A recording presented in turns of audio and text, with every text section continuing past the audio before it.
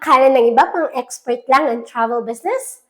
Pero alam mo ba, kahit sino pwedeng magsimula.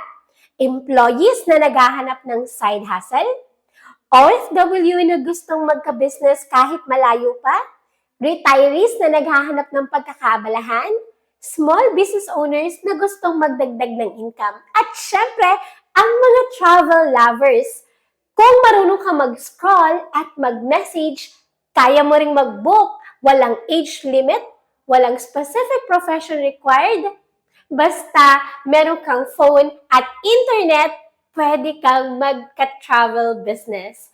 Kung nakaka-relate ka, maybe this is a sign for you. Join our webinar or face-to-face caravans at alamin kung paano makakapag-start ng sarili mong travel business. Now remember, one booking can change your story.